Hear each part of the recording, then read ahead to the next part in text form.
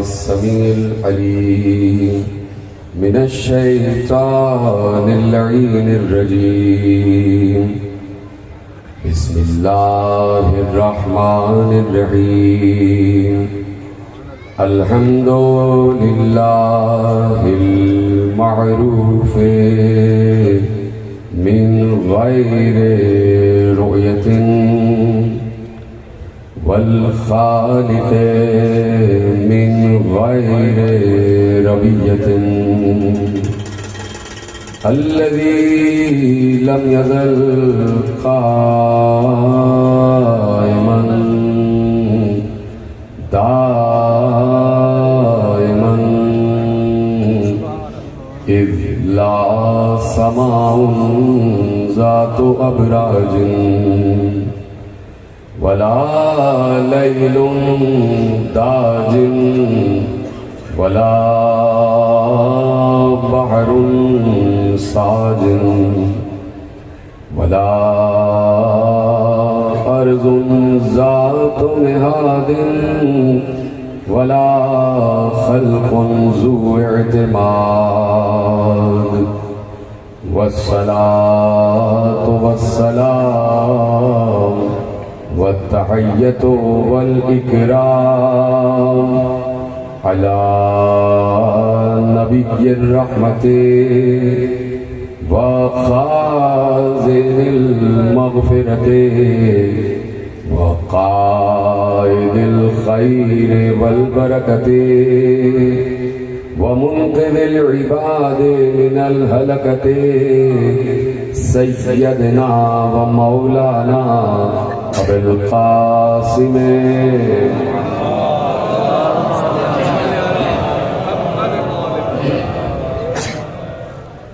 وأهل بيته الطيبين الطاهرين المعصومين المظلومين المنتخبين المنتجبين الذين أذهب الله عنهم الرجس وطهرهم تطهيرا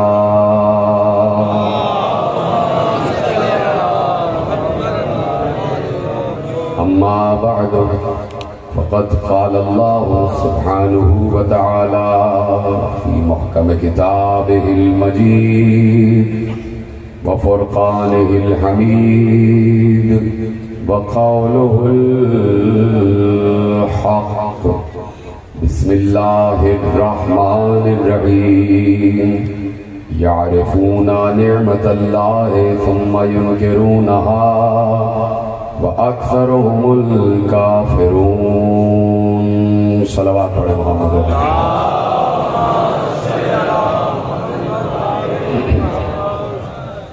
1445 ہجری کے عشرہ ماہ اذا کی مرکزی امام بارگاہ دھوبی گھاٹ فیصل آباد میں حضرات آج 7ویں مجلس میں شریک ہیں اور وسائل معرفت کے عنوان سے سلسلہ گفتگو 7ویں منزل میں داخل ہو رہا ہے۔ پروردگار عالم کا شکر ہے کہ اس نے ہمیں ایسی ہستیوں سے متصل فرمایا ہے، ایسے مصطفیٰ مرتضیٰ اور مجتبیٰ بندوں کی معرفت عطا کی ہوئی ہے کہ جس کے لیے یہ بات ہر کتاب نے لکھ دی کہ اگر ان کو پہچانا تو ایسا ہے جیسے خدا کو پہچانا۔ تو معرفت کے وسائل اور معرفت کے وسیلے یہ بہت ضروری ہے تاکہ ہم اپنے الہ کو اور اپنے رب کو پہچانیں، اور پھر پہچان اس لیے ضروری ہے کہ کس کا سجدہ کیا جا رہا ہے۔ مسجدوں میں جائیں تو یہ تو معلوم ہو کہ یہ مسجد کس کا گھر ہے، مسجدوں سے باہر آئیں تو کم از کم اس کیفیت میں تو ہوں کہ ہم ہر وقت نماز کی کیفیت میں ہیں۔ وجہ یہ ہے کہ قرآن کریم نے نماز کے لیے حکم دیا کہ اقیم الصلاۃ، صلاۃ قائم کرو، صلاۃ قائم کرو۔ یعنی صلاۃ کا قیام معاشرے میں بہت ضروری ہے۔ صلاۃ کا قیام صرف مسجد ہی میں نہیں ہے بلکہ گھروں میں بھی صلاۃ کا قیام ہے، بازاروں میں بھی صلاۃ کا قیام ہے، شاہراہوں پر بھی صلاۃ کا قیام ہے، آپ کے دفاتر میں بھی صلاۃ کا قیام ہے۔ یعنی اللہ یہ کہہ رہا ہے کہ قیام صلاۃ کا مطلب یہ ہے کہ ہر وقت نماز کی کیفیت میں رہو۔ توجہ فرمائیے آپ، ہر وقت نماز کی کیفیت میں رہو۔ اور میں پچھلے سال ایک جملہ عرض کر چکا کہ قیام صلاۃ کا مطلب یہ ہے کہ جب آپ مسجد میں نماز پڑھنے جاتے ہیں اور نماز پڑھ رہے ہوتے ہیں اور جس وقت نماز کی کیفیت میں ہوتے ہیں اس وقت سارا دھیان اللہ کی طرف ہوتا ہے۔ یعنی آپ کی قرأت بھی اللہ کے لیے ہے، آپ کی تسبیحات بھی اللہ کے لیے ہیں، آپ کی تعقیبات بھی اللہ کے لیے ہیں۔ یعنی نماز پڑھتے وقت کوئی جھوٹ نہیں بول رہا ہوتا، نماز پڑھتے وقت کوئی ڈاکہ نہیں ڈال رہا ہوتا، نماز پڑھتے وقت کوئی چوری نہیں کر رہا ہوتا، نماز پڑھتے وقت کسی کو قتل نہیں کیا جا رہا ہوتا، نماز پڑھتے وقت بے ایمانی نہیں کی جا رہی ہوتی، نماز پڑھتے وقت بددیانتی نہیں کی جا رہی ہوتی، نماز پڑھتے وقت کسی کے خلاف سازش نہیں کی جا رہی ہوتی۔ تو اللہ چاہتا ہے کہ ہر وقت اسی کیفیت میں رہو۔ ایسا نہ ہو کہ مسجد سے نماز پڑھ کے باہر نکلے اور دوسرے کو کافر کہنا شروع کر دیا، مسجد سے نماز پڑھ کے باہر نکلے جھوٹ بولنا شروع کر دیا، مسجد سے نماز پڑھ کے باہر نکلے ڈاکہ ڈالنا شروع کر دیا، مسجد سے نماز پڑھ کے باہر نکلے بددیانتی شروع کر دی، مسجد سے نماز پڑھ کے باہر نکلے قتل و غارت گری شروع کر دی۔ ایسا نہیں ہے، بلکہ ہر وقت کیفیت نماز میں رہو۔ جیسے ہر وقت کیفیت میں نماز میں رہو گے تو یقیناً نہ کبھی جھوٹ بولو گے، نہ کبھی ڈاکہ ڈالو گے، نہ کبھی قتل و غارت گری کرو گے، نہ کبھی منصوبہ سازی کرو گے، نہ کبھی ذخیرہ اندوزی کرو گے، نہ بددیانتی کرو گے۔ تو اب میرے عزیزوں یہ کیسے ممکن ہے کہ آدمی ہر وقت کیفیت نماز میں رہے؟ کس وقت ممکن ہے اور کیسے ممکن ہے کہ آدمی ہر وقت اقیم الصلاۃ یعنی قیام صلاۃ کی کیفیت میں رہے؟ چل رہا ہو تو لگے نماز میں چل رہا ہے، پھر رہا ہو تو لگے نماز میں پھر رہا ہے، کھا رہا ہو تو لگے نماز میں کھا رہا ہے، پی رہا ہو تو لگے نماز میں پی رہا ہے۔ یعنی قیام صلاۃ کا مطلب یہ ہے کہ ہر وقت کیفیت نماز میں رہو۔ تو کیسے رہے؟ کس کی نگاہ میں ہو کہ وہ ہر وقت قیام صلاۃ کی کیفیت میں رہے؟ اس مسئلے کو بھی امیر المومنین نے حل فرما دیا، اور یہ کہہ کے حل فرمایا کہ کتاب میں لکھا اور کتاب لکھنے والے راویوں نے اس جملے کو محفوظ کیا کہ علی نے منبر سلونی پر اس مسئلے کو بھی حل فرما دیا کہ اگر قیام صلاۃ میں رہنا چاہتے ہو تو طریقہ یہ ہے کہ من قام ولایتی فقط اقام الصلاۃ، جس نے میری ولایت کو قائم کیا اس نے صلاۃ کو قائم کیا۔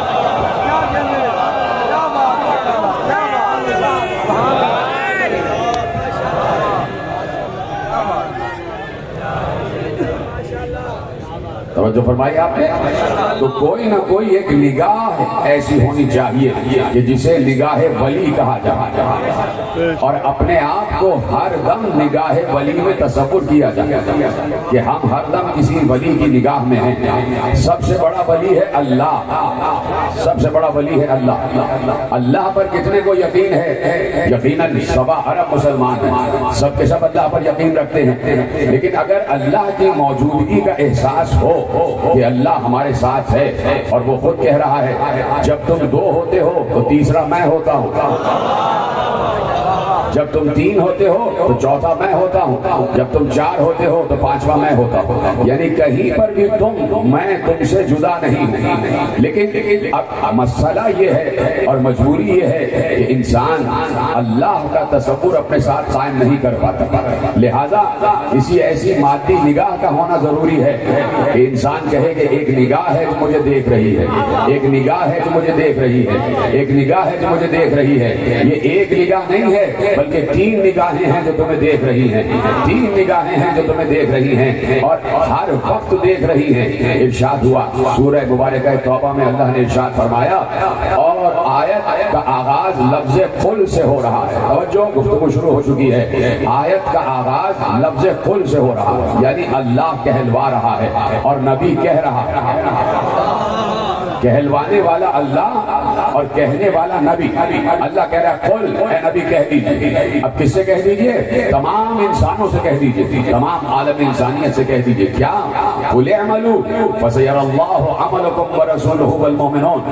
ان سے کہیے کہ تمہارے ہر عمل کو اللہ دیکھ رہا ہے. توجہ، سلامت رہیں جیسے آپ میرا ساتھ دے رہے ہیں. تمہارے ہر عمل کو اللہ دیکھ رہا ہے. یہ قرآن کی آیت ہے، حدیث نہیں ہے کہ اس پہ ڈیبیٹ ہو جائے. قرآن کی آیت یہ کہہ رہی ہے کہ تمہارے ہر عمل کو اللہ دیکھ رہا ہے.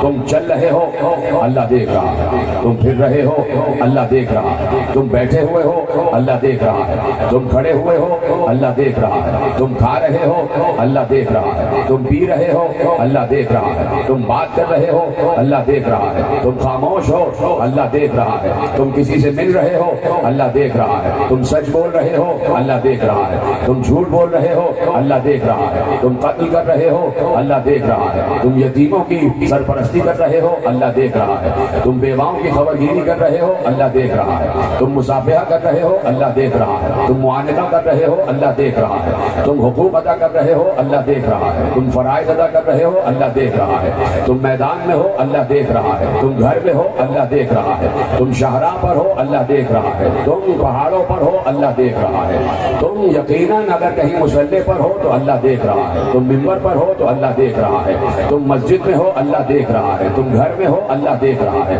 تم بچوں سے باتیں کر رہے ہو اللہ دیکھ رہا ہے، تم بڑوں سے باتیں کر رہے ہو اللہ دیکھ رہا ہے، تمہاری شادی ہو رہی ہے اللہ دیکھ رہا ہے، تمہارے تعلقات آگے بڑھ رہے ہیں اللہ دیکھ رہا ہے، تم پڑھ رہے ہو اللہ دیکھ رہا ہے، تم لکھ رہے ہو اللہ دیکھ رہا ہے، تم آگے بڑھ رہے ہو اللہ دیکھ رہا ہے، تم روزی کما رہے ہو اللہ دیکھ رہا ہے، تم تجارت کر رہے ہو اللہ دیکھ رہا ہے، تم آسمانوں پر پرواز کر رہے ہو اللہ دیکھ رہا ہے، تم ایک ملک سے دوسرے ملک جا رہے ہو اللہ دیکھ رہا ہے، تم اپنے وطن واپس آ رہے ہو اللہ دیکھ رہا ہے، تم نماز پڑھ رہے ہو اللہ دیکھ رہا ہے، تم روزہ رکھ رہے ہو اللہ دیکھ رہا ہے، تم حج کر رہے ہو اللہ دیکھ رہا ہے، تم زکات دے رہے ہو اللہ دیکھ رہا ہے، تم جہاد کر رہے ہو اللہ دیکھ رہا ہے، جہاں پر بھی ہو جو عمل بھی انجام دے رہے ہو اللہ دیکھ رہا ہے. لیکن اللہ نے آیت یہیں پر نہیں روکی بلکہ یہ کہا جیسے میں دیکھ رہا ہوں ویسے ہی میرا رسول بھی دیکھ رہا ہے. سلامت رہے جملے آپ تک پہنچ گئے. جیسے میں دیکھ رہا ہوں ویسے ہی میرا رسول دیکھ رہا ہے، یعنی جیسے اللہ دیکھ رہا ہے ویسے ہی اس کا رسول بھی دیکھ رہا ہے. قل اعملوا فسيرى الله عملكم ورسوله. اللہ بھی تمہارے ہر عمل دیکھ رہا ہے اور رسول بھی تمہارا ہر عمل دیکھ رہا ہے. یعنی اللہ کی جیسی نگاہ ہے ویسی ہی نگاہ رسول کی ہے. بڑی آسانی سے آپ نے جملے کو وصول کیا. جملہ بہت بڑا آپ کے حوالے کیا، میرا جملہ نہیں ہے، قرآن کا جملہ ہے. یعنی جیسے اللہ دیکھ رہا ہے ویسے ہی اس کا رسول دیکھ رہا ہے. اب کیا دوبارہ ساری چیزیں دہراؤں؟ تم چل رہے ہو رسول دیکھ رہا ہے، تم پھر رہے ہو رسول دیکھ رہا ہے، تم کھا رہے ہو رسول دیکھ رہا ہے، تم پی رہے ہو رسول دیکھ رہا ہے، تم پہاڑوں پہ بھاگے جا رہے ہو رسول دیکھ رہا ہے.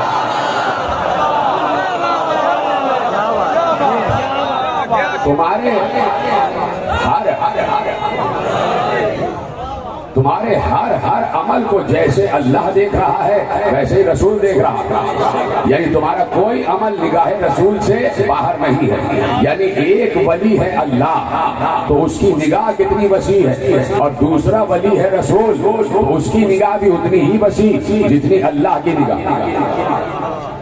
تو آپ کو اس پہ شک کیوں ہو گیا؟ آپ خاموش کیوں ہو گئے؟ اس کی نگاہ کی وسعت بھی وہی ہے جو نگاہ خدا کی وسعت ہے، جو نگاہ اللہ کی وسعت ہے، جو نگاہ الہ کی وسعت ہے. اس لیے کہ دیکھنے کا لفظ ایک ہی مرتبہ استعمال ہوا. یہ نہیں ہے کہ جیسے میں دیکھ رہا ہوں ویسے میرا رسول دیکھ رہا ہے اور اس کے بعد ابھی آیت کامل کروں گا. ابھی آیت کامل نہیں ہوئی ہے. یعنی دیکھنے کا لفظ ایک مرتبہ ہے. یعنی جو میری نگاہ ہے وہی رسول کی نگاہ، جو میری نگاہ ہے وہی مصطفیٰ کی نگاہ ہے. تمہارے ہر عمل کو مصطفیٰ بھی دیکھ رہا ہے. تو اس کا مطلب ہے دو نگاہیں ہو گئی جو ہر وقت انسانوں پر گڑی رہتی ہے. ایک اللہ کی نگاہ اور ایک مصطفیٰ کی نگاہ، ایک اس کے رسول کی نگاہ، ایک اس کے ولی کی نگاہ. دو ولی ہو گئے، ایک اللہ ولی ایک رسول ولی. لیکن آیت یہاں پر رکی نہیں، آیت آگے بڑھی اور آیت نے ایک تیسری نگاہ کا بھی ذکر کیا. ایک تیسری نگاہ کا بھی ذکر کیا اور آواز دی فَسَيَرَى اللَّهُ عَمَلَكُمْ وَرَسُولُهُ وَالْمُؤْمِنُونَ، اور کچھ مومنین بھی ہیں جو تمہارے ہر عمل کو دیکھ رہے ہیں۔ سلامت رہیں، جیسے آپ نے جملہ محفوظ کیا، خدا آپ کو سلامت رکھے۔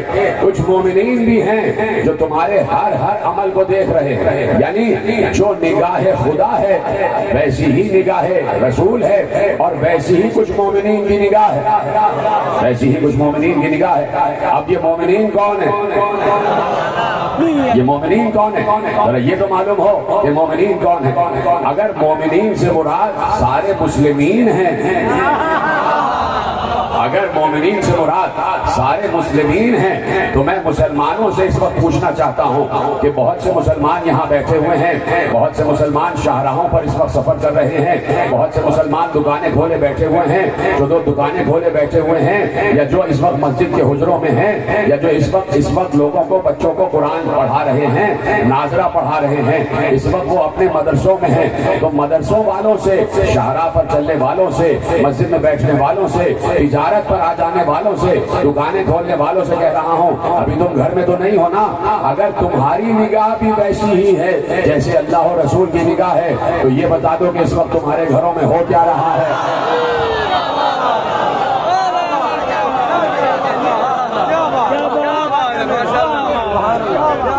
اس وقت بتا دو کہ تمہارے گھروں میں کیا ہو رہا ہے۔ یعنی اگر کہیں پر انسان ہے تو دوسری جانب کی اسے خبر نہیں ہے۔ یعنی ہمارا عالم تو یہ ہے کہ پردے کے اس طرف کیا ہے ہمیں پتہ ہی نہیں، ہمیں پتہ ہی نہیں۔ ہم آگے دیکھ رہے ہیں تو پیچھے کیا ہو رہا ہے یہ نہیں معلوم، یہ نہیں معلوم۔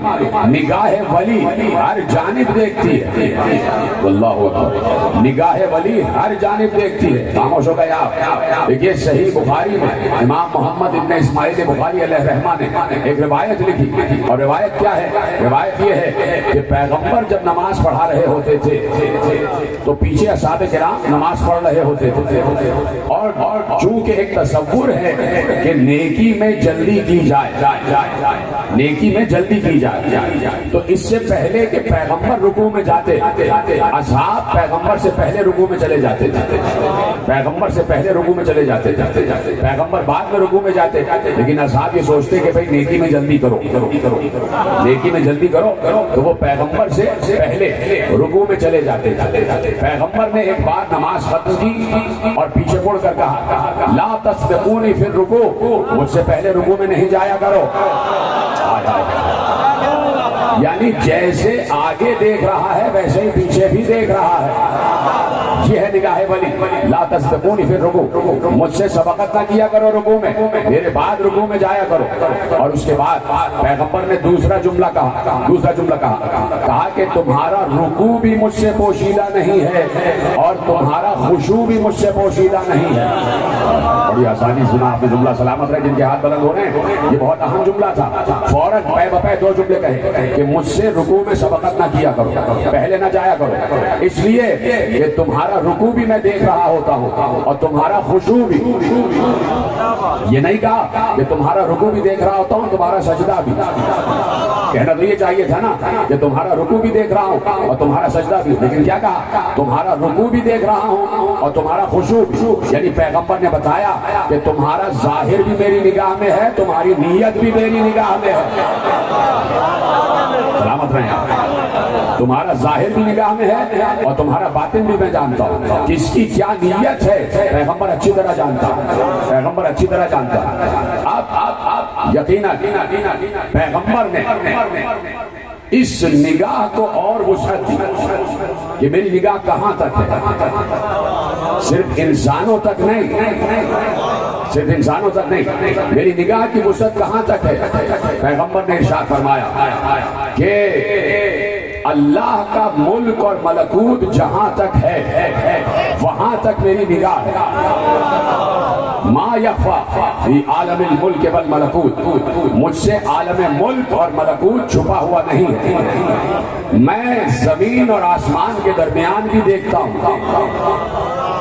اتنی آسانی سے سن رہے ہیں آپ؟ میں زمین و آسمان کے درمیان دیکھتا ہوں، مجھ سے عالم ملک اور ملکوت چھپا ہوا نہیں ہے۔ یعنی اللہ کا ملک جہاں تک ہے وہاں تک میری نگاہ ہے۔ میں اس وقت تک یہی پر رکا رہوں گا جب تک آپ اس جملے کی شدت کو اور اس کی فورس کو محسوس نہیں کریں گے۔ اللہ کا ملک جہاں تک ہے، صرف یہ نہ سمجھنا کہ اس چھوٹی سی دنیا کے انسانوں کو دیکھ رہا ہوں، جیتے رہے سلامت رہے۔ آپ سمجھ رہے ہیں چھوٹا سا ملک اللہ کا ملک ہے۔ اللہ کا ملک اربوں کھربوں ستاروں پر مشتمل ہے، لامحدود ستارے ہیں، کلسٹرز ہیں، ایک ایک کلسٹر میں کروڑ ستارے ہیں، اور کلسٹرز کی تعداد بھی کروڑوں کے قریب ہے، گچھے ہیں ستاروں کے، اور ہر ستارے کا پالنے والا اللہ ہے۔ ان ستاروں میں مخلوق آباد ہے، اور ہر مخلوق اپنے اپنے انداز سے اللہ کی تسبیح کر رہی ہے، اللہ کی تسبیح اور تقدیس کر رہی ہے، اور مسلسل عالمین بن رہے ہیں اور بگڑ رہے ہیں، مسلسل قیامتیں آ رہی ہیں۔ اس گزرتے ہوئے لمحے میں یہ جو اس وقت ہو رہا ہے 7:25 صبح کا وقت 7:25 نہ معلوم کتنی دنیاؤں پر قیامت اس وقت آ رہی ہوگی۔ اللہ کو سمجھو، اتنا معمولی نہیں ہے اللہ کو سمجھنا۔ نہ معلوم اس وقت کتنی دنیاؤں پر قیامت آ رہی ہوگی، اور نہ معلوم کتنی دنیایں بڑھ رہی ہوں گی، اس لیے کہ اس کا لفظ کن رکا نہیں ہے۔ اللہ کو سمجھو، میں تھوڑی پڑھ رہا ہوں، میرا ساتھ دیتے جائیں۔ اس لیے کہ اس کا لفظ کن رکا نہیں ہے، لفظ کن ماضی کا حصہ نہیں بنے گا۔ اس لیے علامہ اقبال نے کہا تھا یہ کائنات ابھی ناتمام ہے شاید کہ آ رہی ہے دمادم صدائے کن فیکون، کہ مسلسل عالمین بن رہے ہیں، مسلسل عالمین آگے بڑھ رہے ہیں، اور پیغمبر کہہ رہے ہیں کہ عالم ملک و ملکوت تک میری نگاہ ہے، یعنی جہاں تک وسعت ملک خدا ہے وہاں تک میں دیکھ رہا ہوں۔ ملک بڑھ رہے ہیں، میں دیکھ رہا ہوں، ملکوں میں، سیاروں میں، ستاروں میں، ثوابت میں مخلوقات آباد ہیں، میں ان کو دیکھ رہا ہوں، میں ملکوت تک کو دیکھتا ہوں۔ نہیں ایسے نہیں، ایسے نہیں، ملکوت تک کو دیکھتا ہوں۔ یہ ملکوت کیا ہے؟ ملکوت کیا ہے؟ اللہ نے کہا کذالک نری ابراہیم ملکوت السماوات والارض، ہم نے ایسے دکھایا ابراہیم کو آسمان و زمین کا ملکوت، یعنی ملکوت اللہ کے کمانڈ اینڈ کنٹرول سینٹر کو کہتے ہیں، جہاں سے پوری کائنات کا نظام چلایا جاتا ہے۔ اللہ کے مقام اختیار و اقتدار کو ملکوت کہا جاتا ہے۔ میں پہلے یا دوسرے اشرے میں ایک بات عرض کر چکا، جب میں نے یہاں مجلس پڑھنا شروع کی تو میں نے عرض کیا تھا کہ جناب ابراہیم کو اللہ نے دکھایا، اور وہ ملکوت دکھایا جو اللہ کا مقام اختیار و اقتدار ہے، یعنی جب بھی کسی نبی کو معجزہ دکھانا ہوتا ہے تو بظاہر نبی زمین پر نظر آتا ہے، لیکن اسے معجزہ دکھانے کے لیے ملکوت پر بلند ہونا پڑتا ہے، وہ ملکوت تک پہنچتا ہے، اس لیے کہ وہیں سے سب اختیارات کنٹرول ہو رہے ہوتے ہیں۔ اللہ نے حضرت ابراہیم کو ملکوت کی سیر کرائی اور ملکوت دکھایا کہ کیسے میں مردوں کو زندہ کرتا ہوں، کیسے میں مردوں کو زندہ کرتا ہوں۔ ملکوت چپ ہو گیا، لیکن جب تک آپ بولیں گے نہیں میں اسی مقام پر رکا رہوں گا۔ آج میرے پاس بھی وقت ہے،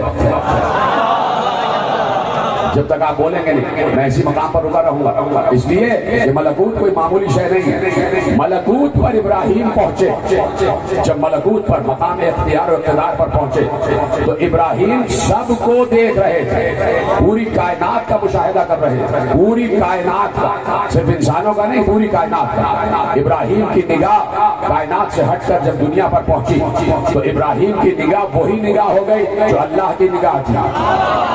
جیتے رہے سلامت رہے۔ ابراہیم کی نگاہ وہی نگاہ ہو گئی جو اللہ کی نگاہ تھی۔ اب ابراہیم اسی طرح پوری کائنات کو ایک وقت میں دیکھ رہے تھے جیسے اللہ پوری کائنات کو ایک وقت میں دیکھ رہا ہوتا ہے۔ ابراہیم کی نگاہ جب زمین پر پڑی تو ابراہیم نے دیکھا فلاں انسان گناہ کر رہا ہے، اللہ کی معصیت کر رہا ہے۔ ابراہیم کا اب چونکہ مقام اختیار و اقتدار پر پہنچ چکے تھے تو ابراہیم کا اختیار ملائکہ پر بھی ہو گیا۔ جو ملکوت پر بلند ہوتا ہے اس کے تابع ہر شے ہو جاتی ہے، پھر ملائکہ بھی اس کے اطاعت گزار ہوتے ہیں، پھر فرشتے بھی اس کے اطاعت گزار ہوتے ہیں، پھر جبرائیل و اسرائیل بھی اس کے اطاعت گزار ہوتے ہیں۔ ابراہیم نے دیکھا ایک شخص معصیت کر رہا ہے، ایک شخص گناہ کر رہا ہے۔ ابراہیم نے اسرائیل سے کہا اس کی روح قبض کر لو، یہ اللہ کا گناہ کر رہا ہے۔ اسرائیل تابع حکم ابراہیم سے پہنچے، روح کو قبض کر لیا۔ دوسرے انسان کو دیکھا معصیت کر رہا ہے، اس کی روح قبض کرو، اس کی روح قبض کرو، اس کی روح قبض کرو، اس کو مارو، اس کو مارو، اس کو مارو۔ یعنی نگاہ ابراہیم نگاہ خدا ہو چکی تھی. جب بہت سے انسان مروا دیے تو اللہ گویا ہوا ابراہیم ابراہیم کیا کر رہے ہو, میں بھی تو انہیں دیکھ رہا ہوتا ہوں. سلامت رہیں آپ. ابراہیم میں بھی تو انہیں دیکھ رہا ہوتا ہوں. یعنی نگاہ میں بھی فرق ہے, فطرت میں بھی فرق ہے.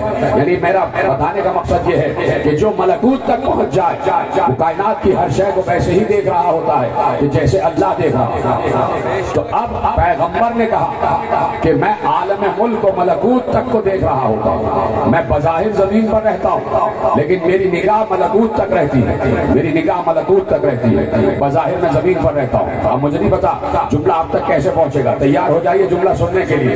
ایک نگاہ ہے اللہ کی, ایک نگاہ ہے رسول کی, اور ایک نگاہ کس کی ہے؟ ابھی مسئلہ حل ہونے جا رہا ہے. جب پیغمبر معراج سے واپس آئے, جیتے رہیں سلامت رہیں, جب پیغمبر معراج سے واپس آئے تو ایک بار علی سے ملاقات ہوئی تو پیغمبر سے علی نے کہا یہ ہے نگاہ ولی. پیغمبر سے علی نے کہا یا رسول اللہ حالات آپ بتائیں گے یا میں بتا دوں؟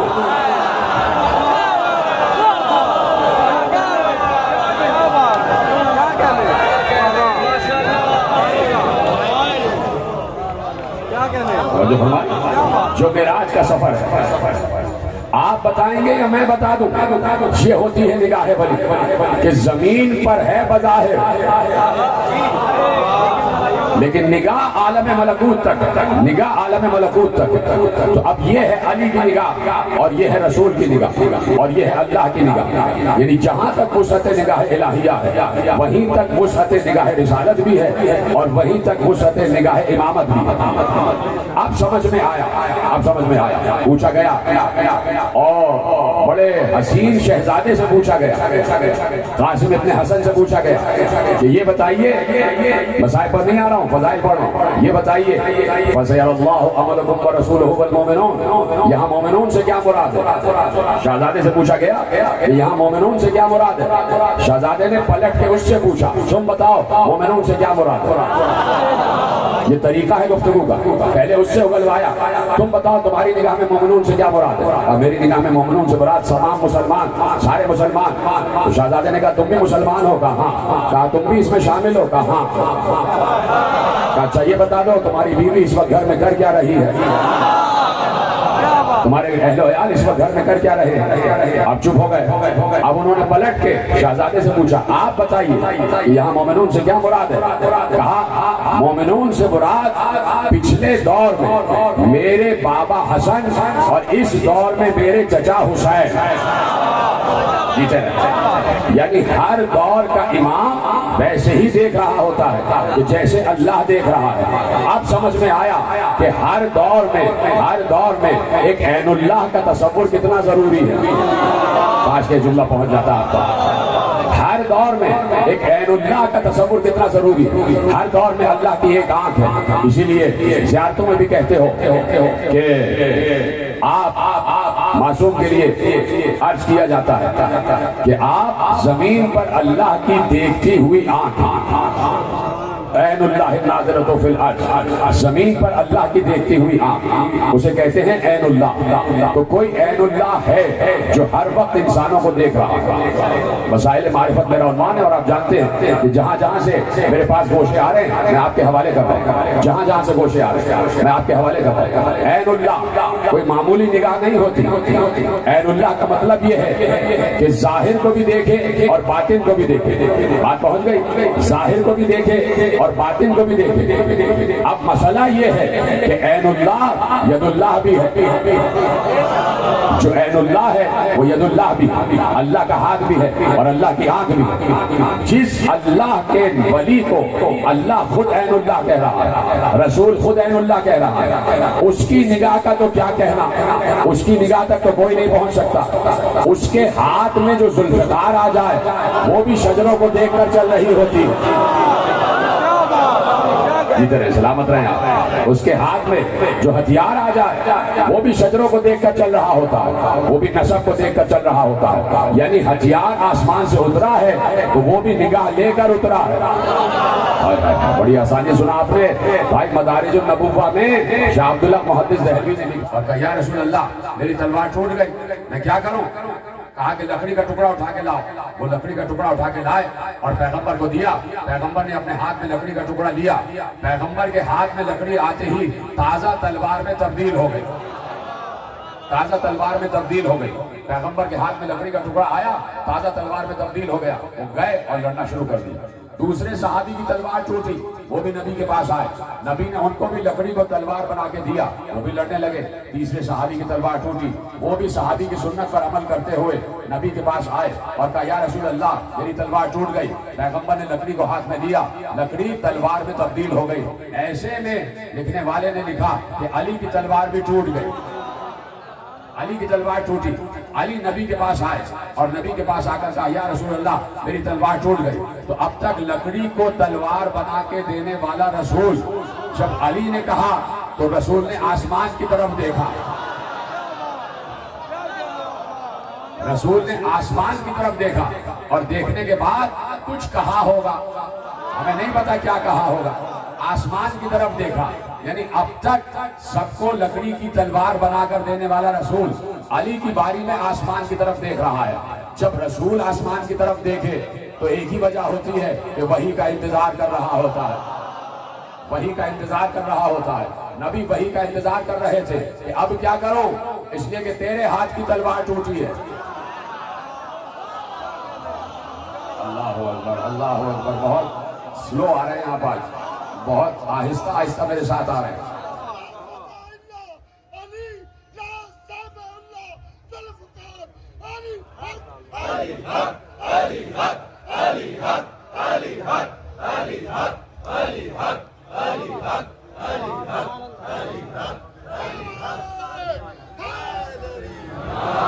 توجہ فرمائی. اب تو علی کے ہاتھ کی تلوار ٹوٹ گئی ہے. تو گویا آسمان سے اجازت لے رہے تھے کہ کیا کیا جائے. اب رسول آسمان کی طرف دیکھے اور وہاں سے کوئی اثر پذیری نہ ہو, یہ ہو ہی نہیں سکتا. وہاں سے کوئی اثر نہ آئے, یہ ہو ہی نہیں سکتا. ایک بار عبداللہ محدث دہلوی لکھتے ہیں کہ آسمانوں کے دروازے کھلے, آسمانوں کے دروازے کھلے. ایک کرسی برآمد ہوئی, سونے اور چاندی سے بنی ہوئی کرسی, لال و جواہرات سے جڑی ہوئی کرسی. کرسی خالی نہیں تھی, کرسی پر جبرائیل بیٹھے ہوئے تھے. جبرائیل کے ہاتھ بھی خالی نہیں تھے, جبرائیل کے ہاتھ میں تلوار تھی. اور جبرائیل خاموش نہیں آ رہا تھا, بلکہ یہ کہتا ہوا آ رہا تھا لا فتح الا علی, لا سیف الا ذوالفقار.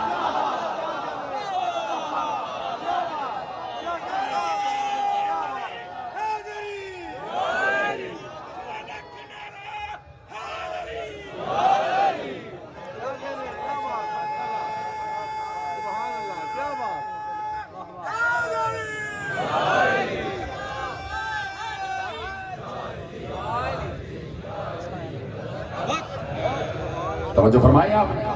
جبرائیل خاموش نہیں آ رہے تھے, پڑھتے ہوئے آ رہے تھے لا سیف الا ذوالفقار ولا فتح الا علی. کوئی تلوار نہیں ہے مگر یہ کہ ذوالفقار.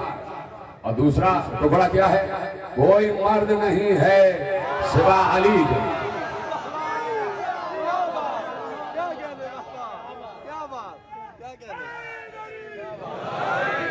کوئی مرد نہیں ہے سوائے علی کے.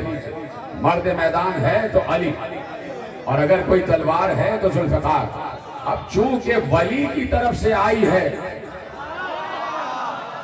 اللہ ولی کی طرف سے آئی ہے, اور نبی ولی کے ذریعے آئی ہے, اور علی ولی کے لیے آئی ہے, تو جو ہتھیار آسمان سے اترا اس کی نگاہ بھی وہی ہے جو نگاہ ولی ہے. یہ بات سمجھانا چاہیے آپ کو, اس کی نگاہ بھی وہی ہے جو نگاہ ولی ہے. میں ہمارے خطیب اہل سنت کی نظر ایک جملہ کرنا چاہتا ہوں, تشریف فرمائیں اور خدا ان کی توفیقات میں اضافہ فرمائے. ایک جملہ عرض کرنا چاہتا ہوں. ہمارے یہاں کے بہت بڑے خطیب گزرے علامہ اظہر حسن زیدی اللہ مقامہ, ان کا جملہ ہدیہ کر رہا ہوں تمام سامعین کو جہاں جہاں بھی حضرات بیٹھے ہوئے ہیں. انہوں نے ان سے کسی نے پوچھا کہ یہ بتائیے کہ جب دوستوں کی تلوار ٹوٹی تو نبی لکڑی کو تلوار بنا کے دیتے رہے, جب علی کی تلوار ٹوٹی تو تلوار آسمان سے آئی, وجہ کیا ہے؟ انہوں نے ایک سادہ سا جواب دیا, کہا جو یہاں کا سپاہی تھا اس کو یہاں کا ہتھیار ملا,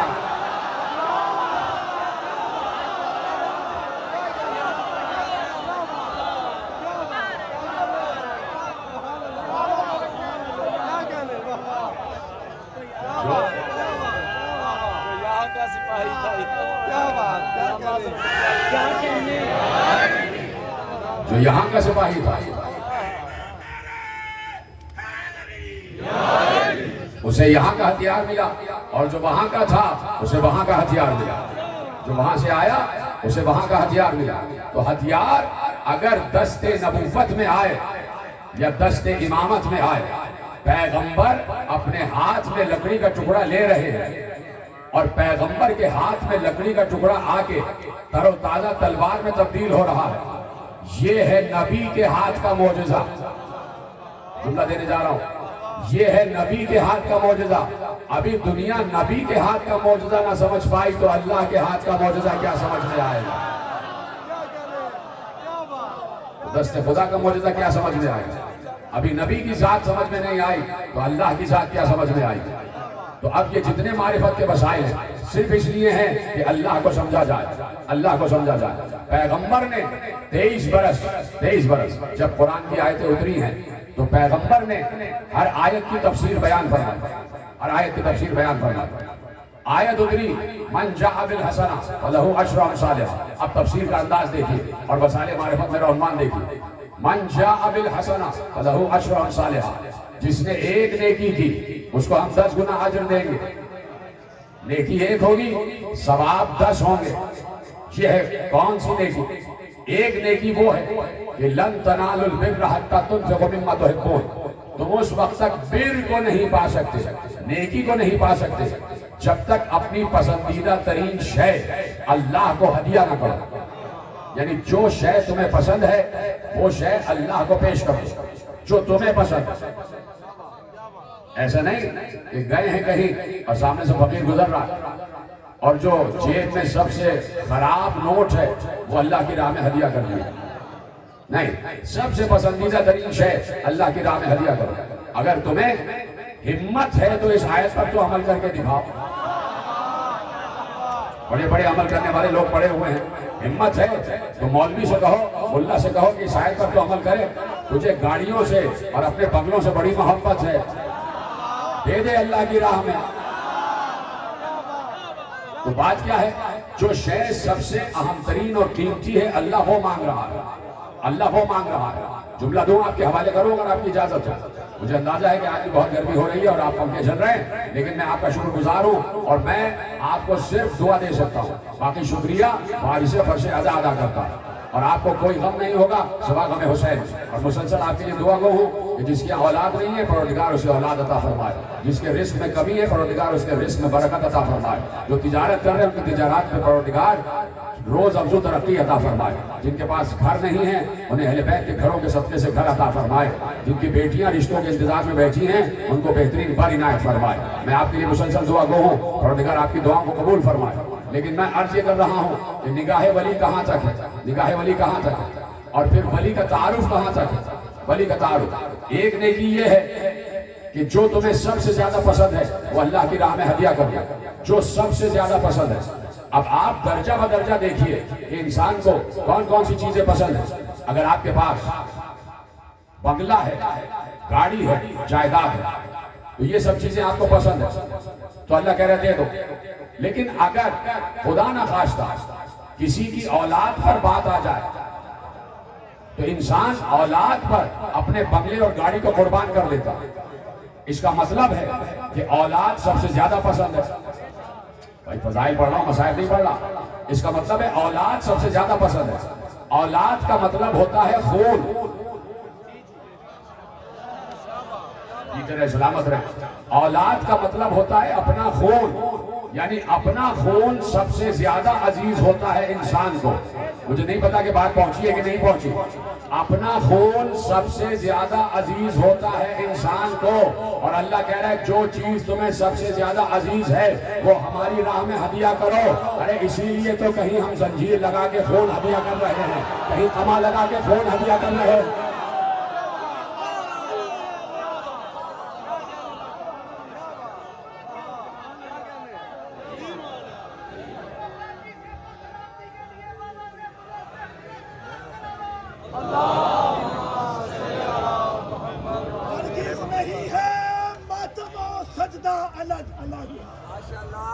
ہرگز نہیں ہے ماتم و سجدہ الگ، دونوں میں ہے حسین کا جلوہ الگ الگ۔ ارے سجدوں کے بھی نشان ہے، ماتم کے بھی نشان، دونوں کریں گے قبر کو روشن الگ الگ۔ اور حیدر کے منکروں سے ہے مومن کچھ ایسے دور، حیدر کے منکروں سے ہے مومن کچھ ایسے دور، رہتے ہیں جیسے زندوں سے مردہ الگ الگ۔ سلیمان علی حق نعرہ حیدر علی۔ توجہ فرمائی، آیتیں اتر رہی تھی اور نبی اس کا ترجمہ کر رہے تھے، تفسیر کر رہے تھے۔ ایک نیکی بر ہے اور ایک نیکی ہے حسنہ۔ من جاء بالحسنہ فلہ عشر امثالہا، جس نے ایک نیکی کی ہم اسے 10 گنا اجر دیں گے۔ آواز دے دیجیے، ایک نیکی کرو گے 10 گنا اجر ملے گا۔ مناقب مرتضوی میں صالح کشفی ترمذی سنی الحنفی نے یہ حدیث محفوظ کی جو میں آپ کے حوالے کر رہا ہوں۔ اگر عالم اہل سنت نے نہ لکھا ہوتا تو شاید میں اس پلیٹ فارم پر نہ پڑھتا، لیکن جب علماء اہل سنت کی تصدیق آ گئی تو اب میں آپ کے حوالے کر رہا ہوں کہ پیغمبر نے جب آیت اتری من جاء بالحسنہ فلہ عشر امثالہا، جس نے ایک نیکی کی اس کو ہم 10 گنا اجر دیں گے، تو کسی نے کھڑے ہو کے پوچھا یا رسول اللہ یہ حسنہ کیا ہے؟ یہ حسنہ کیا ہے؟ یہ حسنہ کیا ہے کہ نیکی ایک ہو لیکن ثواب 10 گنا ہو۔ تو ایک بات صالح کشفی نے ترمذی سنی الحنفی نے مناقب مرتضوی میں پیغمبر کی یہ حدیث درج کر لی، محفوظ کر لی، اور آج میں وہیں سے پڑھ کے آپ کے حوالے کر رہا ہوں۔ ایک بار پیغمبر نے علی کو دیکھا، پوچھا گیا حسنہ کیا ہے؟ تو پیغمبر نے علی کو دیکھا اور کہا یا علی حبک حسنہ، یا علی تمہاری محبت حسنہ ہے۔ ابھی حدیث تمام نہیں ہوئی۔ یا علی تمہاری محبت حسنہ ہے، لا تضر معها سیئہ وبغضک سیئہ لا تنفع معها حسنہ۔ یا علی تمہاری محبت ایسی نیکی ہے جس کے ساتھ کوئی گناہ نقصان نہیں دیتا، اور تمہارا بغض ایسا گناہ ہے جس کے ساتھ کوئی نیکی فائدہ نہیں دیتی۔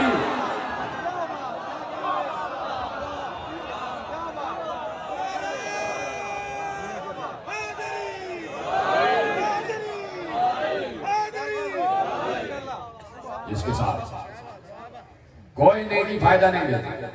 علی کا بغض ایسا گناہ ہے کہ نیکیاں کیے جاؤ وہ صفر ہو رہی ہے، وہ زیرو ہو رہی ہے۔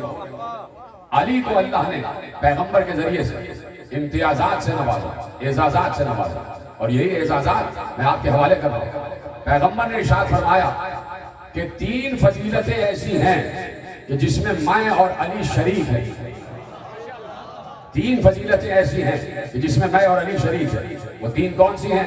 پیغمبر نے ارشاد فرمایا لی لواء الحمد وعلی حامل والکوثر لی وعلی ساقی والجنت والنار لی وعلی قسیم۔ اب اس کا ترجمہ آپ کے حوالے کرتا ہوں، لیکن ترجمہ تھوڑی دیر بعد حوالے کرتا ہوں۔ کچھ مہدی صاحب آپ سے کہنا چاہتے ہیں اور یقیناً آپ ان کی بات پر غور فرمائیے گا۔ 5 منٹ میں آپ کے لینا چاہتا ہوں، ٹرسٹ آپ کے 5 منٹ فرمایا کہ 3 فضیلتیں ایسی ہیں کہ جس میں میں اور علی شریک ہیں۔ اس کا مطلب ہے قدر مشترک ہے محمد و علی میں، اشتراک ہے محمد و علی میں۔ تو کہا 3 فضیلتیں ایسی ہیں کہ جس میں میں اور علی شریک ہیں۔ ارشاد فرمایا کہ میرے لیے لوائے حمد ہے۔ لوائے ہم سمجھتے ہیں اتنا بڑا پرچم ہوگا آسمانوں پر محشر کے دن، اتنا بڑا پرچم، ایک پرچم، اور اتنا بڑا کہ پورا عالم محشر اس کے سائے میں آئے گا۔ اتنا طویل پرچم ہوگا اور اس پرچم کا اٹھانے والا علی۔ پیغمبر کہہ رہے ہیں میرے لیے لوائے حمد ہے اور اٹھانے والا علی۔ لوائے حمد میرا ہے لیکن اٹھائے گا علی، کوثر میرا ہے لیکن بانٹے گا علی، جنت و دوزخ کا مالک میں لیکن تقسیم کرے گا علی، جنت و دوزخ کا مالک میں لیکن تقسیم کرے گا علی۔ اب پیغمبر نے کہا 3 فضیلتیں تو ایسی ہیں جس میں میں اور علی شریک ہے۔ اب سنیے جملہ آگے بڑھ رہا ہے، اور کہا 3 فضیلتیں ایسی ہیں جس میں علی تنہا ہے، میں بھی شریک نہیں۔ جیتے رہے سلامت رہیں. بالکل آپ کے آخری لمحے میں تقریر داخل ہو رہی ہے. 3 فضیلتیں ایسی جس میں اور علی شریف. لوائے ہم میرا ہے, اٹھانے والا علی. کوثر میرا ہے, بانٹنے والا علی. جنت و نار کا مالک میں ہوں اور تقسیم کرنے والا علی. اور کہا اب 3 فضیلتیں ایسی ہیں کہ جس میں علی تنہا ہے, علی لا شریک ہے, جس میں علی کے ساتھ میں بھی شریک نہیں ہوں. پوچھا گیا اے رسول اللہ وہ کون سی فضیلتیں ہیں؟ کہا سنو, جیسا سسر علی کو ملا,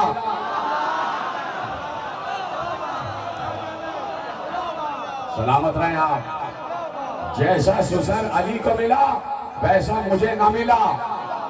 اللہ اکبر. جیسا سسر علی کو ملا ویسا مجھے نہ ملا. جیسی زوجہ علی کو ملی, جیسی زوجہ علی کو ملی ویسی میری کوئی زوجہ نہیں. اور جیسے بیٹے حسن و حسین علی کے ویسے میرے بیٹے نہیں.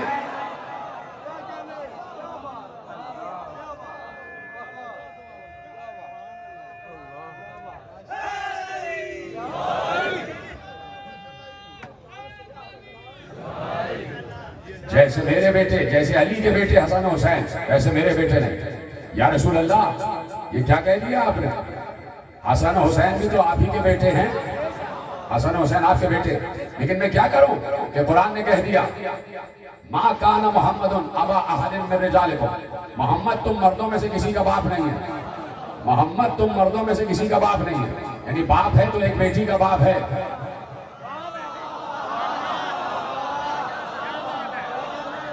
تم مردوں میں سے کسی کا باپ نہیں ہے, تو مردوں میں سے کسی کا باپ نہیں ہے. تو یہ جملہ فیصلہ کن جملہ قرآن نے محفوظ کیا, تم مردوں میں سے کسی کا باپ نہیں ہے. تو حسن و حسین بھی تو مرد ہیں. لیکن آیت کا مزاج دیکھیے اور فطرت کا اور قدرت کا مزاج دیکھیے.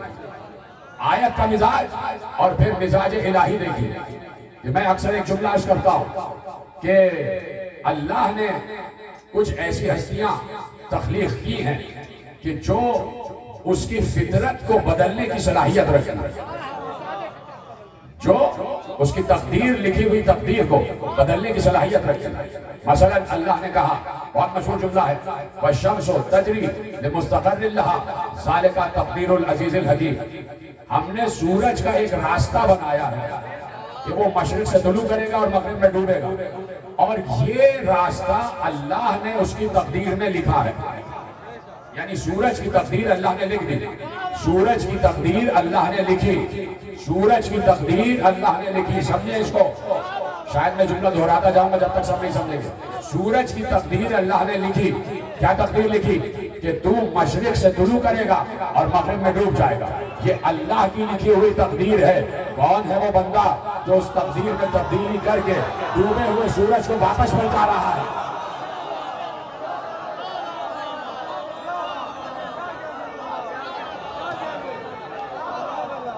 یعنی جو کام ہو رہا ہے وہ منشاء الہی ہو رہا ہے.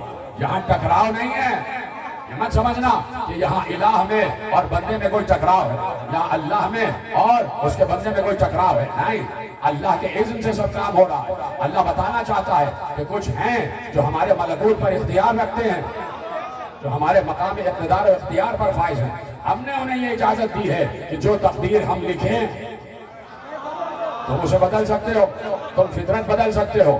تو اب وہ فطرت جو سورج کی تھی وہ بدلی, کسی نے تقدیر بدلی, سورج کی تقدیر بدلی کہ سورج کو مغرب سے واپس بلایا, سورج کی تقدیر بدل گئی. تو سورج جو ایک ٹکا ہوا ہے اس کی تقدیر بدلے. کون؟ اللہ کا مزاج دان, مشیت خدا کا پروردہ, ارادہ الہی کا جاننے والا, مزاج دان الہیت, مرضی الہ کا مالک. وہ چاہے تو تقدیر کو بدل دے. سورج کی تقدیر بدلی علی نے اور راہب کی تقدیر بدلی حسین نے.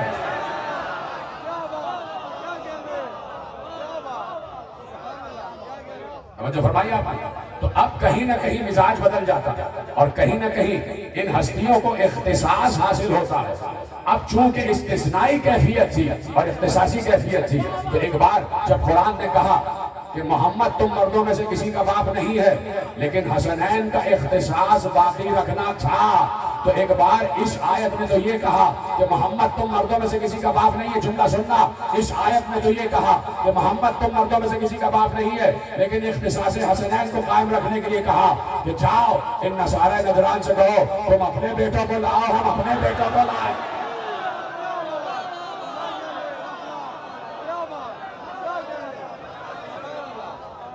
تم اپنے بیٹوں کو لاؤ، ہم اپنے بیٹوں کو لاؤ۔ یعنی ایک طرف کہا کہ محمد کسی مرد کا باپ نہیں، اور دوسری طرف کہا محمد اپنے بیٹے لے کے جاؤ، محمد اپنے بیٹے لے کے جاؤ۔ یعنی اختصاصی کیفیت حسن و حسین کی برقرار رکھنی ہے کہ اس آیت میں حسنین الگ ہیں، حسنین کا اختصاص الگ ہے، وہ رسول کے بیٹے ہیں، وہ رسول کے بیٹے ہیں۔ مباہلے کے اعتبار سے رسول کا بیٹا ہے حسن اور حسین، ابنائے رسول ہے۔ اسی لیے جب بھی تاریخ امامت آپ پڑھیں گے تو جب بھی کسی امام کو مخاطب کیا گیا یہ اپنا رسول اللہ کہہ کے مخاطب کیا گیا، یہ اپنا رسول اللہ کہہ کے مخاطب کیا گیا۔ میں کیا کروں کہ میرے ذہن میں باتیں آ رہی ہیں، میں آپ کے حوالے کر رہا ہوں، مجھے معاف کیجیے گا، تھوڑا سا وقت اگر زیادہ لے رہا ہوں۔ روضہ رسول ہے، روضہ رسول ہے، اور ایسے میں امام علی بن موسیٰ رضی المرتضیٰ علیہ السلام بھی تشریف رکھتے ہیں، اور خلیفہ وقت بھی آ گیا، خلیفہ وقت بھی آ گیا، عباسی خلیفہ، عباسی خلیفہ۔ ادھر سے رسول کے روضے کو سلام کیا، رسول کے روضے کو سلام کیا، کیا سلام کیا؟ اس نے عجیب انداز میں عباسی نے سلام کیا، اے میرے چچا کے بیٹے آپ پر سلام، رسول اللہ سے کہا یا ابن عمی السلام علیکم یا ابن عمی، اے میرے چچا کے بیٹے آپ پر سلام۔ ادھر فرزند رسول بھی موجود تھے، اس نے کہا چچا کے بیٹے آپ پر سلام۔ ادھر سے فرزند رسول نے سلام کیا، اے میرے بابا آپ پر سلام۔ آپ دیکھ رہے ہیں کہ کہاں سے تسلسل آگے بڑھ رہا ہے اور کہاں سے منیت کی منزل ظاہر ہو رہی ہے کہ ابنائے رسول ہیں، فرزند رسول ہے، جو بھی امام ہے وہ رسول کا بیٹا، اور ہر انسان نے یہ اپنا رسول اللہ کہہ کر مخاطب کی، یہ اپنا رسول اللہ۔ تو اس گھر کا ہر فرد محمد ہے۔ کیا کہا؟ ہمارا چھوٹا بھی محمد، ہمارا پہلا بھی محمد، ہمارا اوسط بھی محمد، ہمارا آخر بھی محمد۔ اور پھر کیا جملہ کہا؟ ہم کل کے کل محمد، یعنی یہاں پر کل کے کل میں چھوٹا بھی آ گیا اور بڑا بھی آ گیا۔ تو حسین کربلا میں محمدوں کو لے کر آئے، خود سب سے بڑے اپنے دور کے محمد حسین، خود حسین آ گئے، ساتھ میں علی اکبر بھی آئے ہیں، شبیہ رسول ہے علی اکبر، اور ساتھ میں ایک جوان خوبصورت بھی ہے جو حسن مصطفیٰ کی نشانی ہے، جو ام فروہ کا ارمان ہے کہ ماں نے بڑی ریاضتوں سے پالا، بڑی ریاضتوں سے پالا۔ باپ کا جنازہ 2 مرتبہ قاسم نے اٹھتے ہوئے دیکھا، بابا کا جنازہ 2 مرتبہ قاسم نے اٹھتے ہوئے دیکھا۔ قاسم نے 2 کفن دیکھے اپنے بابا کے، ایک سفید کفن دیکھا اور ایک سرخ کفن دیکھا۔ بچپن سے قاسم نے یہ مصائب دیکھے، 4 برس کے قاسم ہیں کہ جب باپ کا جنازہ پلٹ کے گھر میں واپس آیا۔ کون باپ ہے؟ رسول کا از روئے مباہلہ بیٹا، مباہلے میں جو رسول کا بیٹا ہے حسن مصطفیٰ، اس کے جنازے پر تیر مارے گئے، اور تیر لگا ہوا جنازہ گھر میں آیا۔ جس وقت تیروں سے چھلنی جنازہ گھر میں آیا ہے تو بہنوں نے جنازے کو گھیرا ہے، حسین بھی ہیں، عباس بھی ہیں، دونوں بہنیں بھی ہیں۔ تو اب میں نے تو یہی سنا کہ ایک ایک تیر نکال رہے تھے، حسین بھی نکال رہے تھے، عباس بھی تیر نکال رہے تھے، زینب بھی تیر نکال رہی تھی، لیکن پڑھنے والے نے پڑھا، اور میں دہرا رہا ہوں کہ 4 برس کا قاسم بھی آگے بڑھا، اور اس نے چاہا کہ بابا کے جنازے سے تیر نکالے، تو حسین نے قاسم کو سینے سے لگا لیا، قاسم قاسم ہاں تم یتیم ہو گئے، لیکن میں ابھی تمہارے باپ کی جگہ سر پر ہوں، ابھی میں باقی ہوں۔ میں جملہ یہی کہنا چاہوں گا، اے جناب قاسم، آپ 4 برس کے یتیم ہوئے تھے تو آپ کے رخسار پر تماچے تو نہیں لگے؟ اجرکم اللہ، اجرکم اللہ، آپ کے سر پر آپ کے باپ اور چچا عباس کا سایہ سلامت تھا، اور انہی سایوں میں قاسم نے پروان چڑھے ہیں، قاسم نے پرورش پائی ہے۔ کربلا تیار ہو رہی تھی، ہر گھر میں کربلا تیار ہو رہی تھی، ہر حجرے میں کربلا تیار ہو رہی تھی، ہر ماں اپنا ہدیہ تیار کر رہی تھی، اور ایسے میں حسن مشتبہ نے اپنی قربانی تیار کی، اور اس قربانی کا نام قاسم، قاسم اس قربانی کا نام۔ حسن مشتبہ نے قاسم کے بازو پر ایک تعویذ باندھ دیا، ایک تحریر باندھ دی، اور یہی کہا ام فروا جب کوئی مصیبت آ جائے تو اس تحریر کو کھول لینا، اس میں تمہاری مصیبت کا حل ہے۔ بس وہ تحریر بندھی رہی، اور پھر زمانے پہ زمانہ گزرتا گیا۔ 28 رجب کو مدینہ خالی ہو گیا، قاسم کا حجرہ بھی خالی ہو گیا، اب کچھ پڑھنے کے لیے رہ تو گیا نہیں ہے۔ 7 محرم آج آ گئی، آج 7 محرم آ گئی، آپ نے سر پیٹا ہے، آپ سمجھ گئے آج آل محمد کے بچوں پر پانی بند ہو گیا۔ اجرکم اللہ، یہی طریقہ ہے رونے کا۔ آج آل محمد کے حسین کے بچوں پر پانی بند ہو گیا، اب پانی خیمہ گاہ میں نہیں جا رہا ہے، اب جتنا بچا ہے آج شام تک اتنا چلے گا، کل سے وہ پانی بھی ختم ہو جائے گا۔ 3 دن کی بھوک اور پیاس ہوگی، اور پھر حسین کے بچے ہوں گے، اور آج کا دن منسوب ہے قاسم ابن حسن سے، ام فروا کے ارمان سے دن منسوب ہے۔ ام فروا اتنا حسین بیٹا ہے ام فروا کا کہ ماں روز نیا کرتا سی کر پہنا کر دیکھتی ہے، یہ کرتا میرے لال پر کیسا لگے گا، یہ کرتا میرے لال پر کیسا لگے گا۔ جب سامان باندھا ہے تو قاسم کا بھی سامان باندھا ہے۔ 28 رجب کو قاسم کے نئے کرتے، قاسم کے نئے کپڑے لے کر چلی ہیں کہ میں روز اپنے بچے کو نیا کرتا پہناؤں گی اور دیکھوں گی، ارمان بھرا ہے دل ماں کا۔ آ گیا قربانیوں کا دن میرے عزیزوں، قربانیوں کا دن آیا تو بار بار ہر ماں، دیکھیے کربلا میں بھی ماں کی فطرت بدلی ہے، کربلا میں بھی ماں کی فطرت بدلی ہے۔ ہر ماں یہ چاہتی ہے کہ اس کے بچے کے جسم پر کوئی خراش نہ آئے، لیکن کربلا کی ماں یہ چاہتی ہے کہ اس کے بچے کا لاشا آ جائے، میرا بیٹا فاطمہ کے بیٹے پر سے قربان ہو جائے۔ ہر ماں یہی چاہتی ہے۔ اپنے اپنے شہداء کو بھیجا جاتا ہے کہ جاؤ ان کو بتاؤ کہ حسین کون ہے۔ ہر شہید ہونے سے پہلے، جنگ کرنے سے پہلے جب میدان میں آتا ہے تو رجس پڑھتا ہے، بتاتا ہے ہم کون ہیں اور بتاتا ہے کہ حسین کون ہے۔ یہ ہے امر بالمعروف اور یہ ہے نہی عن المنکر، کہ جس کے لیے ایک ایک شہید جاتا تھا، حسین کا تعارف کرانے جاتا تھا، اسلام کا تعارف کرانے جاتا تھا، اور اس کے بعد وہاں سے جنگ شروع ہوتی تھی اور یہاں سے دفاعی جنگ ہوتی تھی، اور دفاعی جنگ بھی ایسی ہوتی تھی کہ الامان الحفیظ کی آوازیں آتی تھی۔ قاسم کب جاؤ گے؟ کہہ دیا ماں نے، قاسم کب جاؤ گے؟ ایک بار جب شب عاشور آئی ہے نا، اور حسین بتا رہے تھے کہ کل کیا ہوگا، کل کیا ہوگا، شہداء کی فہرست تیار ہو رہی تھی۔ اب دیکھنا قاسم کا جذبہ دیکھنا، اور قاسم کا بلبلہ دیکھنا، قاسم کی شجاعت دیکھنا اور قاسم کا جذبہ دیکھنا۔ جب شہیدوں کی فہرست تیار ہو رہی تھی تو حسین نے لکھوایا، ہر کسی کا نام لکھوا رہے تھے، لکھواتے لکھواتے ایک بار نام آیا علی اصغر۔ کیا سنا آپ نے؟ ایک بار حسین نے نام لکھوایا علی اصغر، تو ایک بار قاسم کھڑے ہو کے کہتے ہیں چچا علی اصغر کا نام، کیا فوج اشقیہ خیموں تک آ جائے گی؟ کیا فوج اشقیہ خیموں تک آ جائے گی؟ حسین نے کہا نہیں، میں علی اصغر کو پانی پلانے لے جاؤں گا۔ یعنی اتنا بلبلہ ہے قاسم میں کہ قاسم چاہتے ہیں کہ میں خیموں کے دفاع پر معمور رہوں۔ صبح عاشور آ گئی، علی اکبر کی اذان سے ابتدا ہو گئی، قربانیوں کی ابتدا ہوئی۔ قاسم بار بار جاتے ہیں، چچا مجھے اجازت دے دیجئے، چچا مجھے اجازت دے دیجئے۔ ایک بار حسین قاسم کو سینے سے لگا کر ایک جملہ کہتے ہیں، تم میرے بھیا حسن کی نشانی ہو، تمہیں دیکھتا ہوں تو میرا بھائی حسن مجھے یاد آ جاتا ہے، کیسے تمہیں جانے دوں، کیسے تمہیں اجازت دے دوں۔ آخر کار سر جھکا کر قاسم اپنی اماں کے خیمے میں آ گئے، کہا اماں اجازت نہیں مل رہی، ہمارا چچا اجازت نہیں دے رہا۔ کہا اچھا کیوں اجازت نہیں مل رہی؟ کہا بار بار کہتے ہیں کہ تم کو دیکھتا ہوں تو حسن یاد آ جاتے ہیں، میرا بھیا حسن یاد آ جاتا ہے۔ اماں بڑی مصیبت آ گئی، بڑی مشکل آ گئی، مجھے اجازت نہیں مل رہی۔ سنیں گے جملہ، جیسے ہی لفظ مشکل سنا، جیسے ہی لفظ مصیبت قاسم کی زبان پر آیا، ام فروا نے کہا لو قاسم مسئلہ حل ہو گیا، تم نے مجھے ایک وصیت یاد دلا دی، قاسم اپنی آستین اوپر الٹو۔ قاسم نے آستین اوپر الٹی، ایک تعویذ قاسم کے بازو پر بندھا ہوا تھا۔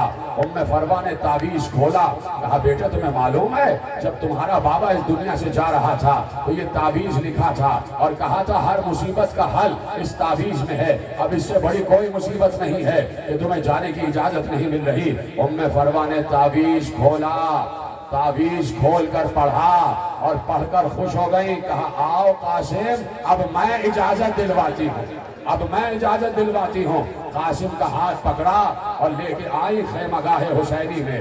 حسین نے اپنی بھابھی کو دیکھا، اپنی بھاوج کو دیکھا، سر جھکا کر کھڑے ہو گئے، کیسے تشریف لائیں؟ کہا کہ اے میرے وقت کے امام، اے میرے آقا، اس تحریر کو پہچانتے ہیں؟ ذرا یہ تحریر پڑھیے۔ حسین نے اب جو تحریر کو دیکھا، حسین رونے لگے۔ حسین نے آنکھوں سے تحریر کو لگایا، سر پر رکھا، ایک بار تحریر پڑھی، لکھا ہوا تھا یہ تحریر ہے اپنے وقت کے امام حسن مجتبیٰ کی، حسین ابن علی کے نام۔ اے حسین، جب قربانیوں کا وقت آ جائے تو قاسم کو میری طرف سے قربان کر دینا، قاسم کو میری طرف سے قربان کر دینا۔ حسین نے کہا قاسم بڑی سفارش لے آئے، اجرکم اللہ، قاسم بڑی سفارش لے آئے، اب میں نہیں روک سکتا، اب میں نہیں روک سکتا، میرے امام کا حکم آ گیا، آؤ قاسم میں تمہیں تیار کروں، اب تیار ہو جاؤ سینے پہ ہاتھ مارنے کے لیے۔ قاسم کو حسین نے تیار کرانا شروع کیا، کہا بھابھی ام فروا، قاسم کا کوئی نیا لباس ہے؟ ایک سبز رنگ کا کرتا لا کے قاسم کو پہنا دیا، قاسم کے سر پر امامہ باندھا، قاسم کی کمر میں پٹکا باندھا، اور ایک بار حسین نے ہاتھ اٹھائے، قاسم کے گریبان پر ہاتھ ڈالے، گریبان کو چاک کر دیا، قاسم کے گریبان کو چاک کر دیا۔ بیویوں نے پوچھا، زینب نے پوچھا، بھیا ایسا تو کسی کو تیار نہیں کیا، یہ قاسم کا گریبان کیوں چاک کیا؟ کہا زینب چاک گریبانی یتیمی کی نشانی ہے، ماتم کرو ماتم، چاک گریبانی یتیمی کی نشانی ہے، میں نے اس لیے چاک گریبان کیا ہے تاکہ فوج اشقیہ سمجھ جائے اب جو آیا ہے وہ یتیم ہے، شاید کسی کو رحم آ جائے، شاید کسی کو رحم آ جائے۔ خیمے میں کوہرام برپا ہو گیا، قاسم کے جانے سے کوہرام برپا ہوا۔ قاسم نے جھک کر آداب کیا، چچا کو آداب کیا، حسین کو آداب کیا، عباس کو سلام کیا، جھک کر ایک ایک بیوی نے الوداع کہا، ایک ایک بیوی نے الفراق کہا۔ قاسم 14 برس کا قاسم گھوڑے پر سوار کروایا، چلے قاسم، شان حسن مجتبیٰ سے قاسم ابن حسن نے لڑائی کی ہے۔ یہ خوبصورت جوان کس نے کہا؟ فوج اشقیہ کا ایک سپاہی کہتا ہے، اب جو خیمے سے شہزادہ برآمد ہوا، اتنا حسین شہزادہ ہم نے دیکھا نہیں تھا کہ اس کے گلے کی رگیں نظر آ رہی تھی، اس کے گلے کی، کیا سن رہے ہیں میرے عزیزوں، اس کے گلے کی رگیں نظر آ رہی تھی۔ قاسم نے شان حسن مجتبیٰ سے جنگ کی ہے، وہ جنگ جو حسن مجتبیٰ نے لڑی تھی اس کو کامل کیا ہے قاسم ابن حسن نے۔ ارزق شامی کے 4 بیٹوں کو مارا اور ارزق شامی کو مارا، اور جس وقت ارزق شامی کے 4 بیٹے اور ارزق شامی قاسم کے مقابلے میں آیا، ادھر حسین نے کہا بھابھی ام فروا، ماں کی دعا بیٹے کے حق میں قبول ہوتی ہے، اب جو پہلوان آیا ہے وہ بڑا جابر ہے، دعا کرو کہ قاسم کو فتح حاصل ہو۔ ماں نے دعا کی، قاسم کو فتح حاصل ہوئی، 4 بیٹے مارے گئے، ارزق شامی بھی مارا گیا۔ ادھر سے قاسم کی جنگ شروع ہو رہی تھی، ادھر سے قاسم حملے پر حملہ کر رہا تھا۔ آخر کب تک 3 دن کا بھوکا پیاسا جنگ کرتا؟ ختم ہو گئی تقریر، ختم ہو گئے مسائل، قاسم پر چاروں طرف سے حملہ ہوا، لیکن قاسم دفاع کرتا ہوا آگے بڑھ رہا تھا۔ ایک بار قاسم، لکھا یہی ہے روایت میں کہ قاسم ذرا سا جھکے، اس لیے کہ قاسم کے نالین کا تسمہ قاسم کے گھوڑے کی رکاب میں الجھا۔ قاسم جب نالین کا تسمہ کھولنے کے لیے جھکا تو 14 برس کے قاسم پر ایک گرز چلا، ایک طاقتور گرز چلا، قاسم کا سر دوپارہ ہوا، قاسم زمین پر آیا، ایک نیزہ چلا، قاسم کے پہلو سے پار ہوا، قاسم زمین پر آ کر گر گئے۔ آتے ہی آواز دی لکھنے والے نے لکھا جو شہید گرتا تھا کبھی کہتا تھا حسین مدد، کبھی کہتا تھا السلام علیکہ یا ابا عبداللہ، کبھی کہتا تھا بابا مدد، لیکن یہ عجیب بچہ تھا جب زمین پر گرا تو کہا اماں میں گر گیا، اماں میں گر گیا۔ ادھر سے حسین نے عباس کو دیکھا، عباس نے حسین کو دیکھا، دونوں بھائی حسن مشتبہ کی یادگار ماتم کرو ماتم یادگار کو لینے چلے۔ ادھر سے حسین نے حملہ کیا، ادھر سے عباس نے حملہ کیا۔ لکھا یہ ہے کہ بیچ میں قاسم پڑا ہوا تھا، ادھر کی فوجیں ادھر، ادھر کی فوجیں ادھر، آواز آ رہی تھی چچا بچائیے، چچا بچائیے۔ حسین نے فوجوں کو بھگایا، قاسم کے لاشے پر پہنچے۔ ایک بار حسین نے دیکھا قاسم سالم نہیں ہے، قاسم کا لاشا بکھرا ہوا ہے۔ کبھی حسین نے اپنی عبا کو بچھایا، اپنی عبا کو بچھایا، آخری جملہ تقریر کا، اپنی عبا کو بچھایا۔ کبھی یہ ٹکڑا چنا، کبھی یہ ٹکڑا چنا۔ حسین نے محسوس کیا جیسے حسین کے ساتھ کوئی اور بھی ہے۔ اب جب پیچھے دیکھا حسن مشتبہ اپنے بیٹے کے ٹکڑے